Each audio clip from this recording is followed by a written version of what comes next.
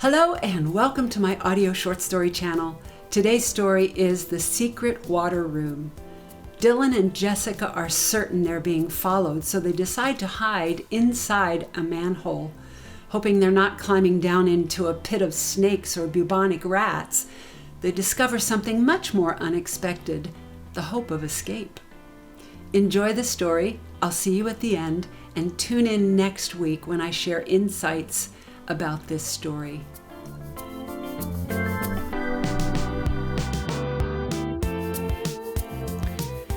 The Secret Water Room, a short story by Janet Keller Richards. Copyright 2023, all rights reserved. Dylan, I think we're being followed. I look over at my wife Jessica as we crest the top of one of the smaller desert dunes. Why? Did you see someone? She stops and points behind us. No, but do you see those track-like indentations back there on that big dune? Those are probably our tracks, I say as I power walk down the far side of the dune. I hear the anxiety in her voice as she follows after me and points out, but the wind is whipping all around us and it's erasing our footprints, which would mean those tracks have been made more recently. I know she's right about the wind burying our footprints. I desperately hope she's wrong about us being followed. Since I have no real answer to her comment, I respond with, "Come on, let's keep going." 2 months ago, when we finally got fed up with the water guards watching our every move, we made a plan to leave the community. We started saving up small portions from each day's water rations, which is no small feat because we're only allowed 2 quarts of water per day for all of our needs. The water guards claim their stringent policies are for the good of everyone, but some of the elders say the guards were the ones who created the water crisis in the first place by capping off all the aquifers a few decades ago. Nobody's sure why they did it, but the rumor is they were terrified the great floods would come again.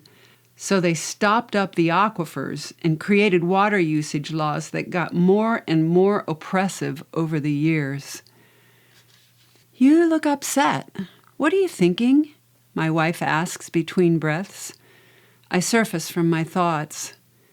I was just thinking about the water guards capping off perfectly good aquifers and making us drink that disgusting reddish well water that smells like sulfur. I'm so glad we're going to the oasis, Jessica says. I can't wait to drink the water there. First, we have to make it that far, I say truthfully, and then add, but we can't keep up this pace. We need to slow down a little. We back off to a fast walk. In a few minutes, we reach the bottom of the dune and begin walking across the crevice between the dunes. This crevice is wider than most and has a sizable rock outcropping. As Jessica steps up on one of the rocks, she lets out a yelp and grabs the calf muscle of her right leg. I immediately look around for snakes. Did something bite you? She grimaces and shakes her head. No, it's a strong Charlie horse. I'm relieved it's not something more serious. She sits down and begins to massage her muscle. I know her cramp is because we've been sweating and our bodies are even more dehydrated than normal. I sit down beside her and suggest, we can take a small swig of water, just a swallow though. Our water supply has to last for 2 days until we get to the oasis. Contrary to my own advice, I end up taking 2 swallows. I'll probably regret it later, but it was so hard to stop at just 1. I wet my sun-baked lips with my tongue and stand up. Jessica's leg is better now, so she stands too. And when she does, we both hear a metal sound. Something moved under my shoe, she says.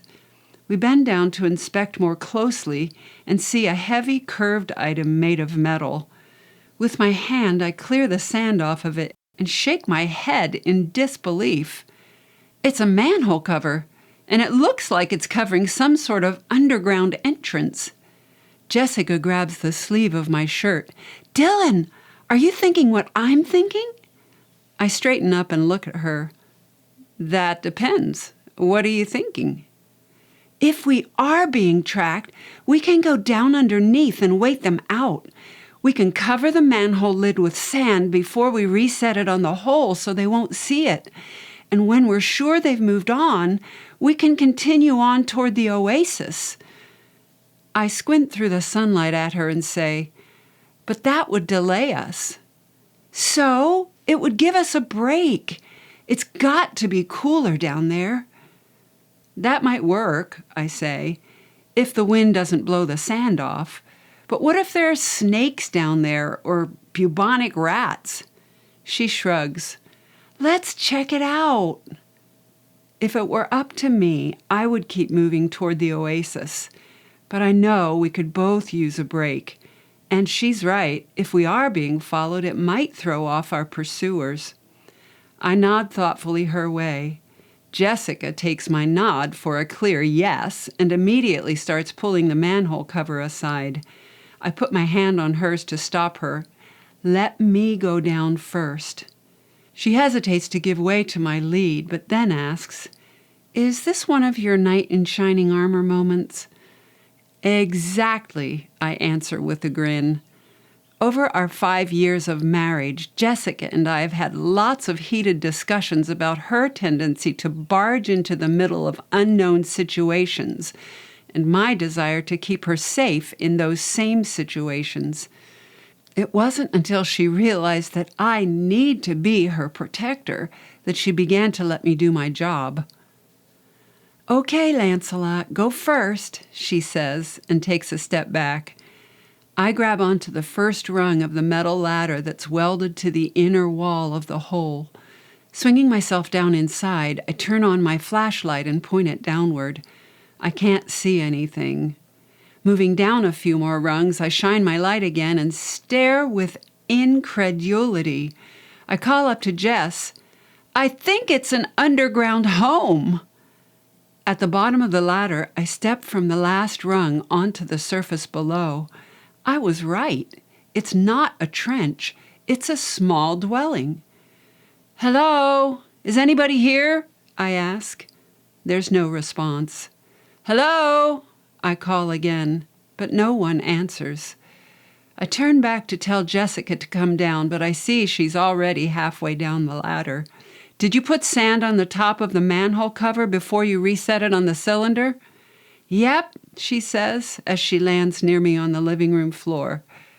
She looks around with her flashlight. Cool! Yeah, like 20 degrees cooler. No, I mean, those stories about hidden underground homes are true. She looks at me with wide eyes. We could be standing in the home of a resistance worker. I shake my head and give my wife a knowing glance. You tried to tell me, but I didn't believe you. For years, Jessica has been reading articles about a highly active resistance network that existed during the early decades of the water restrictions. Supposedly, they had underground dwellings all over the place, as well as their own clandestine supply chains and covert communication systems. I had always dismissed her stories as nothing more than conspiracy theories, but my eyes are staring at living proof that it was true. You were right, honey, I admit. Ha!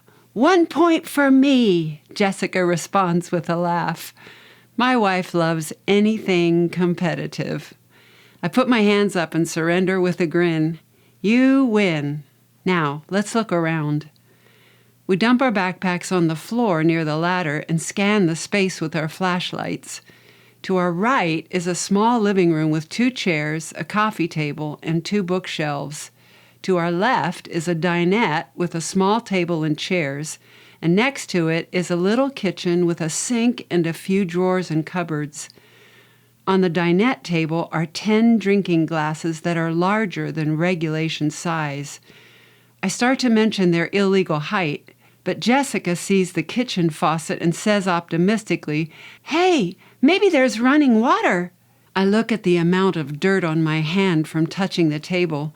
Don't count on it, I say.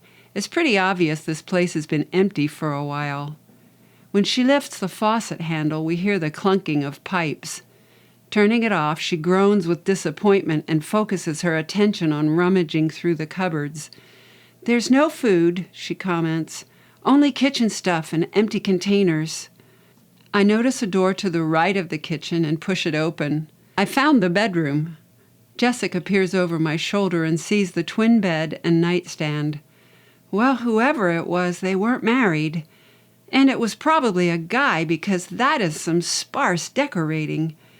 I close the bedroom door and we start to walk back toward the main living area near the manhole entrance. To my left, I notice a small metal door on the wall. I stop and shine my light at it. Jess stops next to me. "What is it?" she asks. It looks like a circuit breaker panel, which would mean there's a power source. I open its door. Inside is a series of wires plugged into the wall, but I don't see a switch for turning on power, so I close the door again and say to Jess, "We don't need power because we'll only be here for a little while." Jess leans back against the wall and says, "But aren't you curious about how they could live in a place like this for a—" Whoa! Mid-sentence, Jess jumps away from the wall and turns around to look at where she's been leaning. "Check this out," she says excitedly. "This wall panel has moved. It's recessed by at least an inch." She pushes on it and it gives way. It's a hidden entrance to another room. I want to lead the way into the room, but my wife's free spirit doesn't give me the chance. She steps in ahead of me and shines her light around the walls. "How interesting," she says. "The room is octagonal in shape." I step in behind her and notice the ceiling and walls are painted a bright blaze orange. "Wow," I say with a grin. Somebody wanted to make a statement. Jessica grins back at me and throws a tongue-in-cheek response my way. "I think blaze orange is a great wall color. We should try it in our next house at the Oasis." She shines her flashlight up at the ceiling and takes a step forward. The next thing I hear coming out of her mouth is a loud scream, followed by a splashing sound. I aim my flashlight toward her and watch with horror as my wife thrashes around in a liquid vat. Her feet find the bottom and she leaps toward the edge and quickly pulls herself out. I shout, "It could be toxic! Wipe your eyes! Wipe your eyes!" "I am!" she screams, and from sheer terror of being poisoned, tears off her clothing. I run into the kitchen and grab hand towels from a drawer. "Here!" I hand them to her and ask with panic, "Do you want help? Are you okay?" "I don't know." "What do you mean you don't know? Is your skin burning?" She's wiping herself off. "No," she says loudly, and then adds more calmly, "I don't feel anything bad. I think I'm okay. I just panicked." I'm going to go grab my other set of clothing from my backpack. While she changes, I walk over toward the container and shine my light at the liquid. It looks like water, but it's nothing like the murky water from our town well. This liquid is absolutely crystal clear. I study the circumference of the small pool and yell to my wife, "Hey, Jess, I think you might have literally stumbled into an indoor cistern." She comes back into the room wearing dry clothes. "Seriously? You think it's water? Let's drink it." She starts to kneel down along the edge, but I stop her. "Wait, we have to be sure. Some clear liquids can be chemicals. Was there any taste to it?" She shrugs. "I was so worried about it being acid or poison that all I could think about was getting it off of me." I lie down on the surface next to the small pool and lean my head over the edge. I take a whiff. "There's no odor," I say. "Dylan, let's drink it. I'll go first." She kneels down beside me. "No," I answer strongly. "I will go first." Jessica knows I'm only trying to protect her, but both of us are absolutely parched. When I look over at her, I can see thirsty desire written all over her face. She shines her flashlight toward the water. I lean in until my lips touch the cool surface. The sensation is divine. I drink a few swallows. There's no chemical bite at all, like there would be if it were lye or hydrochloric acid or some other elemental compound. I put my lips to the surface again and take another few swallows.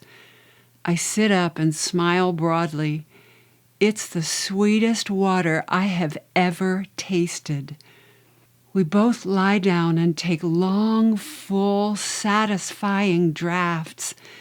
For the first time in our lives, we drink as much water as we want to drink, without being guarded, without worry or fear. Soon our bellies are full and we roll over on our backs and laugh out loud in sheer joy. We lie there for some time, completely infatuated with fresh, unadulterated water. Jessica looks up at the ceiling and laughs again. That's such a crazy color! Why would anyone paint the room bright orange? It strikes me funny, too, and we both start giggling and then laughing until our sides hurt. When our laughter subsides, I realize I'm feeling a rare and incredible happiness I haven't felt for a long time. I can tell by the way Jessica turns and looks at me. She's feeling it, too. She says with renewed energy, "We should bathe!" Jumping up, she heads toward the kitchen to grab more towels and some containers for washing. I sit up, too. After a good long drink, a bath sounds perfect. With such drastic water rations in the community, we never felt clean. Rather than waste precious drinking water, we only did sponge baths and learned to live with dirt and smell. But here, we have enough water to drink and clean ourselves. Wondering why Jessica hasn't returned by now, I shine my flashlight toward the door of the room and see that she never made it to the kitchen. She's staring at something tacked on the orange wall to the left of the door panel. Turning around, she says to me, "It's a note from the guy who used to live here. Listen to this." She reads aloud. "To the one reading this, since you've found this room, you're meant to be here. I've gone through the water room to the oasis. Come and join me. The water will help you. Jump in and swim through. It's everything you've dreamed of, and I promise you it's worth the risk." The note is signed, "Fully Satiated, Jordan." By this time I've gotten up and I'm standing beside my wife. We both stare at the words, and I start to get excited. There must be an aquifer feeding this cistern. I stop and stare at my wife. If we find the underground aquifer, it will lead us to the oasis. Jessica shakes her head. But we don't know how to swim. The look in her eyes shows me quite emphatically she doesn't want to have to swim. I can't imagine the guy who lived here swam all the way to the oasis, I say. The note says he went through the water room to get there, so there must be some sort of underground passageway. I shine my light at the pool of water. It's in the shape of a square that's about 5 feet by 5 feet, and I estimate the water to be about 3 feet deep. A plan is taking shape in my mind. Jessica, if there was a hidden door to this room, there could also be a hidden entrance that leads to the oasis. Let's search for any kind of anomaly in the floor or on the walls, something like a button or a switch or a crack that indicates an opening. While I start examining the floor, Jessica begins a section-by-section probe of the octagonal walls. A few minutes into our search, we hear the sound of metal scraping against metal. It's coming from the other room. I shine my light at my face and put a finger to my mouth to tell Jess not to make a sound. Running out to the living area, I see light coming through the manhole. Someone has removed its cover. By that time, Jess has joined me. We grab her wet clothes and quickly toss them into the cistern room. After pulling the secret panel door closed, I look around to see if anything else is out of order. I notice Jess is barefoot, but her boots are wet, so it's almost better that she's not wearing them because they could raise suspicions.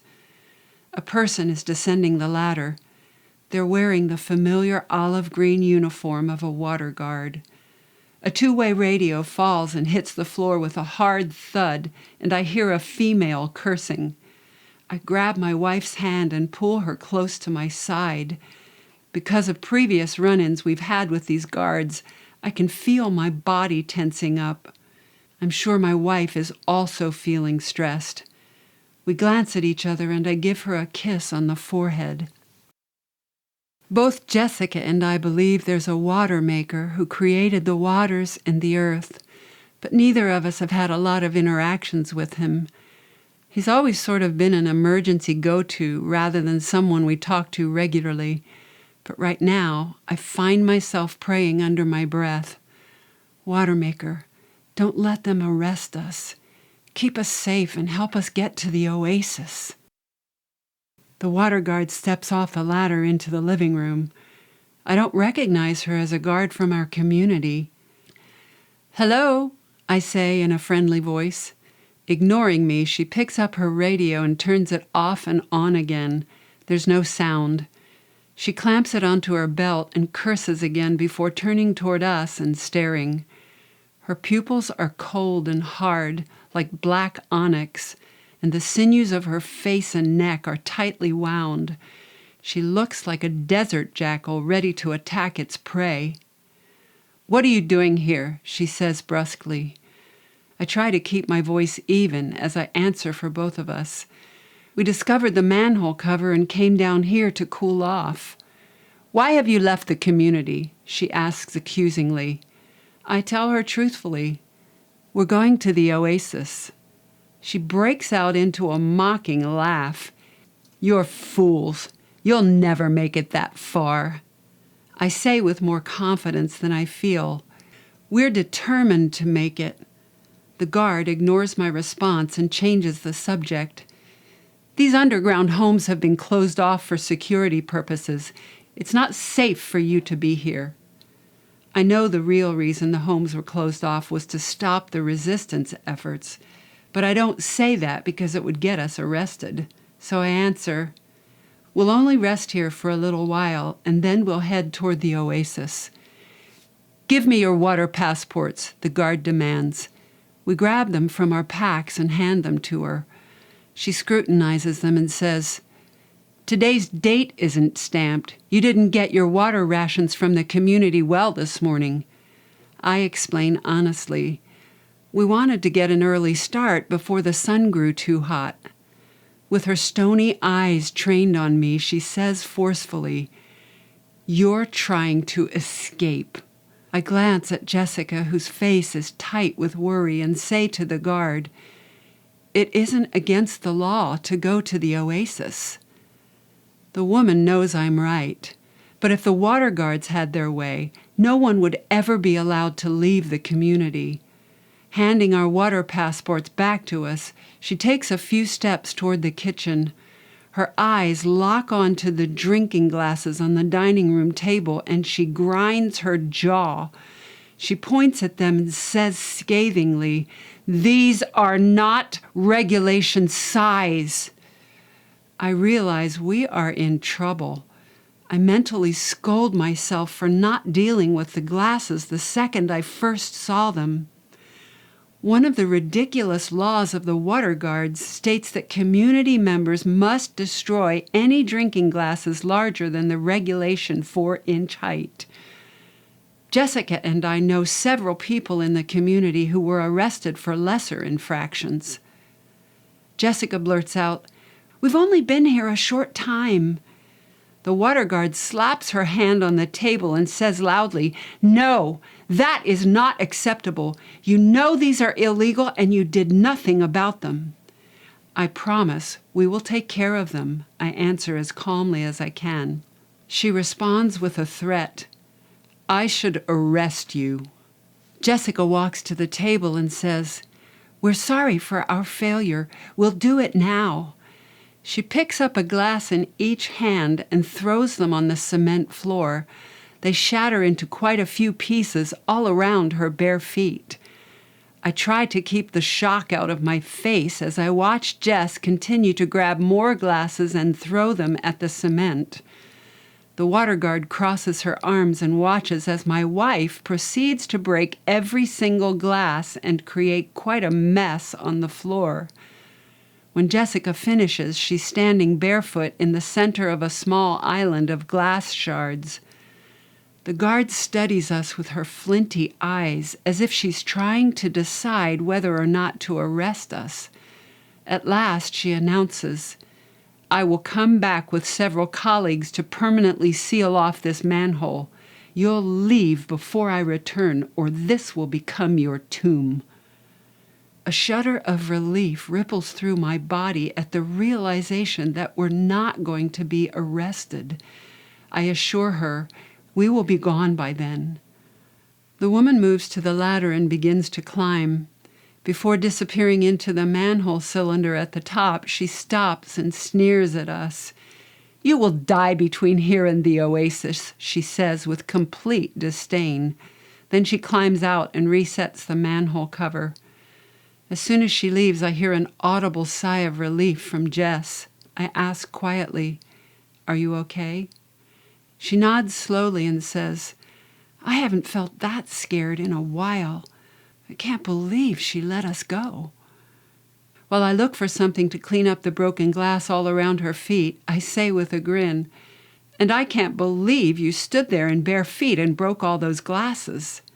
She smiles back at me. "It worked, didn't it?" It worked brilliantly. I find the dustpan and brush under the sink and sweep the glass into a pile against the wall behind the dining room table.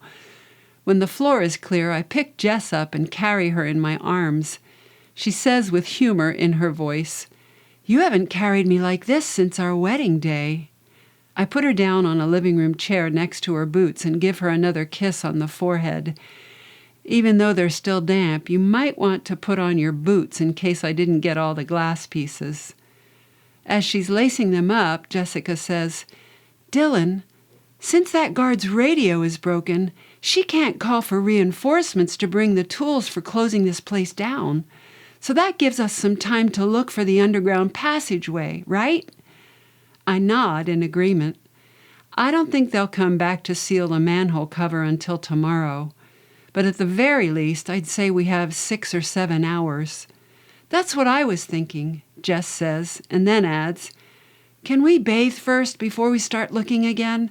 I know I was in the water, but I need a good scrub to feel clean." Being careful not to dirty our precious supply of drinking water, we use containers and towels from the kitchen to wash ourselves as thoroughly and completely as we can. When we're finished, we both feel cleaner than we've felt in a long time. We get up, and for the next 2 hours, we search every inch of the water room. I inspect the floor around the cistern for signs of a movable floor section. We press and pull and poke at the walls, looking for anything that could reveal a hidden waterway. When we find nothing in that room, we search throughout the rest of the house. After several more hours of careful inspection, even leafing through hundreds of books on the bookshelves in the living area, we stop and sit down wearily beside the pool. We have another drink and eat some seeds and nuts we brought with us in our packs. I look at my watch. It's already been 5.5 hours since the guard left. I sigh and say to my wife, "If we can't find anything in the next hour, I think we should go above ground and sleep under the stars tonight." She agrees with me and then gets up and pulls the note off the wall. Maybe there's some clue we've missed. After poring over its words for a few minutes, she tosses it to me with a frown. "But if there is a clue, I can't see it." I take the note, and as I read it, I mumble a couple of its phrases out loud. "The water will help you. jump in and swim through. And that's when it hits me. Jess, it could be something in the pool. What if there's a hidden switch inside the cistern itself? We make the decision that I will get into the water and walk around to search the cistern's floor and walls. While I do that, Jessica will lean over the edge and do a close inspection of everything above the waterline. I take my boots and socks off, lower myself into the pool, and stand for a second. The sensation of being in the water is both strange and magnificent. It's cool and smooth and calming, and I can't help but smile in spite of our circumstances. I shine my flashlight downward and say with wonder, "It's so clear I can see my toes." I spend the next 45 minutes water walking and examining every inch of the pool. Finding no evidence of a secret waterway, I lean back against the side of the cistern. Jessica hasn't found anything either. She looks at me, her brows pressed forward and the muscles of her face tight with confusion. What if the note is somebody's idea of a cruel joke? "Let me see it again," I say. Jessica hands it to me, and I read through it once more. The only thing we haven't done yet is put our heads below the surface of the water. I glance at my wife and then back at the note. It doesn't seem like it would make a difference, but maybe we should try it. "I want no part of that," Jessica states clearly. Neither of us likes putting our heads under water. There aren't any ponds or lakes or rivers near our desert community. They no longer exist. So we haven't had much opportunity to be in water. But I am determined. So while Jessica's eyes fill with worry, I inhale deeply, hold my breath, and crouch down until I'm completely immersed. I open my eyes underwater and turn clockwise to study the white plaster walls. I've almost completed a full circle when I see in the cistern wall straight ahead of me a large round shape filled with blue-green color. I need to surface for air, so I stand up and breathe and wipe my eyes. "Jess, I think I saw something." I look at the same spot on the wall from above the surface. It's nothing but white plaster. I point at it anyway. There was a large blue-green round thing right there. Jess sits up on her knees and stares at where I'm pointing. "I don't see anything," she says. I'm going under again. Holding my breath, I dip under the surface and stare at the large round shape in the wall. It's an underwater tunnel. At the other end of it, I can see what appear to be trees, and above the trees I see the color of blue sky. I am positive I have found the waterway to the oasis. I can feel my heart pumping with adrenaline as I surface for air and say excitedly, "It's an underwater tunnel. I see sky and trees on the other end." Jessica is getting slightly upset. "Dylan, I don't see anything where you're pointing." "Come in the water and look for yourself. It's the only way you'll see it." She shakes her head. "I'm going down again to look more closely," I say. After another big breath, I submerge and check the measurements of the tunnel. I estimate it's about 15 feet long. Its height is almost 3 feet, slightly less than the height of the water in the cistern. I surface again. My wife is at the edge of the pool, leaning front to stare at the wall, where she still sees nothing. "Jessica, I don't understand why, but you can't see it from above the waterline. I would never lie to you. It's there. You have to see for yourself." "Fine," she says with irritation. "I'll get all wet just to say I don't see anything." She takes off her boots, slides into the pool, and just stands there. And I know she's hesitating to go under. I pull her into a side hug. "Honey, you can do this. It's only water. Just hold your breath, and when you go under the surface, remember to open your eyes." She doesn't move, so I add, "Will it help if I stand here and hold your hand?" She raises her eyes and nods pleadingly in my direction. I take her hand and squeeze it tight. She inhales a huge breath and holds it, and then slowly dips underwater.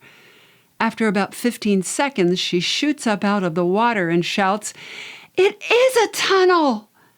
I laugh. I know, and it's only about 15 feet long. We can do this. Jessica runs her hands through her hair and looks up at the ceiling. How is this possible?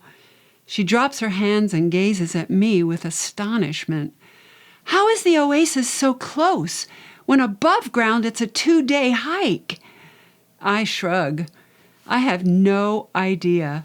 Maybe it's a different oasis. But you saw the palm trees and blue sky at the other end of the tunnel, right? I did, she says, and then her face clouds with uncertainty. But how will we get through the tunnel? We'll bend down and walk through. We can use our hands on the walls to push ourselves forward. To encourage her, I add, the note said the water will help us. What does that even mean? She asks. I have no idea, Jess, but we need to try. It's only 15 feet to freedom. Honey, this is what we've wanted. It's what we've talked about for years. If what the note says is true, it'll all be worth it. Jessica leans against the side of the cistern. I lean beside her.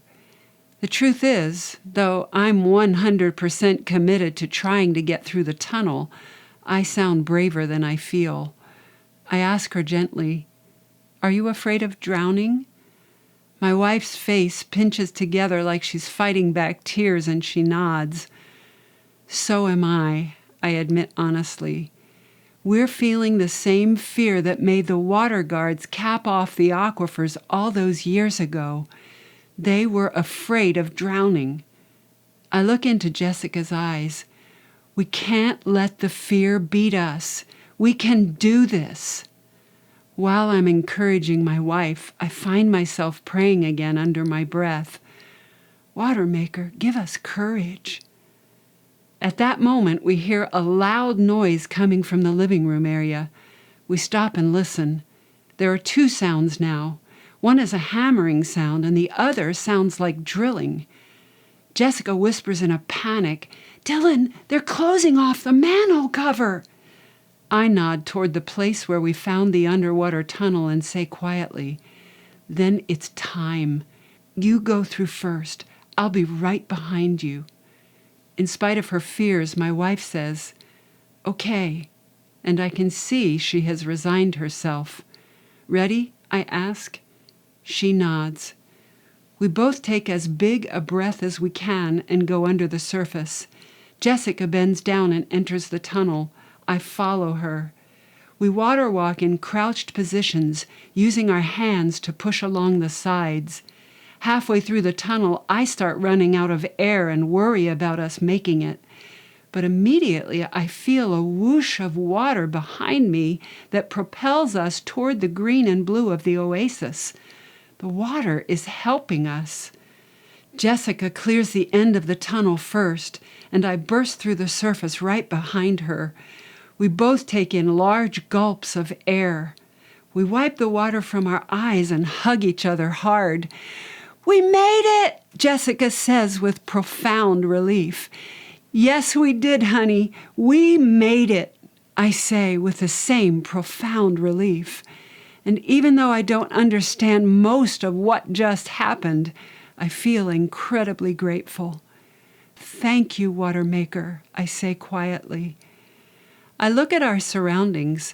We're standing about 100 feet offshore from a white sandy beach in a calm body of blue water that is 3 feet deep. A man is waving at us from the shoreline. He smiles and then slowly walks into the sea toward us.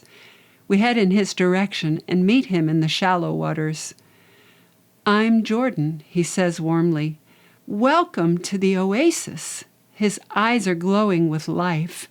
He looks old enough to be my father, and at the same time young and fit. I introduce us. I'm Dylan, and this is my wife, Jessica. Jessica wastes no time. Are you part of the resistance? She asks. He laughs at her direct question and nods. I am. I lived in the underground home you just came from. He turns and motions for us to follow him. Let's go ashore. We walk out of the water and sit down on a blanket on the sand. He hands us several pieces of hearty bread from his sack. Take it. It will help you. Thank you, I say. We're hungry and the bread is delicious. Between bites, my wife says, "We have so many questions for you." Jordan's laugh fills the air around us and he says, "Fire away." Jessica looks at me as if to give me the first opportunity to speak. I take advantage of the moment and ask, "How did you find the tunnel to the oasis? And how did you connect a cistern to the tunnel?" "The water helped us," he says simply. We both stare at him like he's speaking a foreign language. The water is an expression of the water maker. He says it like it's the most natural thing in the world. I'm still not getting it, and by the look on Jessica's face, I can tell she's not getting it either. Instead of explaining, Jordan asks, "When you drink this water, how does it make you feel?" Without hesitation, Jessica responds, "I feel fantastic." And I add, "The first time we took a full draft, we rolled over on our backs and laughed out loud." "That's it," Jordan replies. "You felt wonderful because you were drinking the water maker's essence." My wife cocks her head and raises her eyebrows. "Are you saying the water is the water maker?" Jordan nods and smiles. The water is one of the ways he expresses himself. I stare at Jordan and shake my head. I've never heard this before. He leans back and smiles. A lot of things will be new to you here.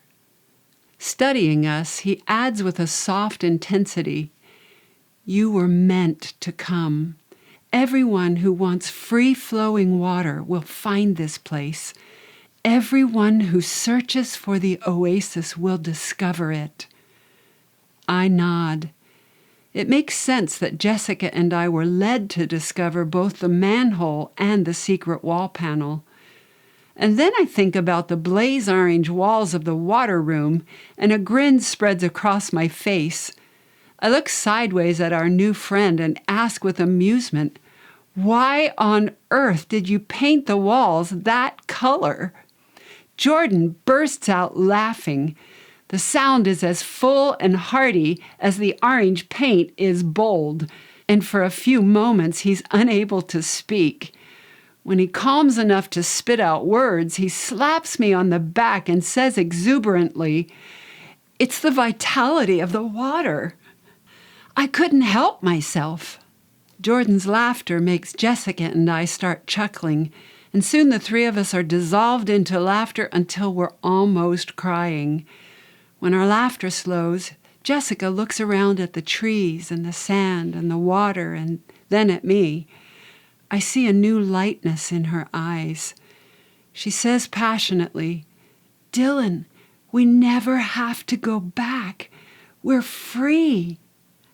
Everything inside of me knows she's right. We are finally free. Thank you so much for listening. I trust you enjoyed this story. Of course, I'm always interested in what you have to say about it, so please leave a comment below. And join me next week when I share about today's story, where the idea came from, how it applies to life, and how it builds hope, etc. Also, in the description below, you will find a link to the written form of today's story, as well as information about my allegorical novel and other books I've written. And finally, as you can imagine, it does take time to write, edit, and record these stories. If you enjoy them, please consider supporting their creation with a one-time thanks. I will see you next week, and until then, I hope you have a great week.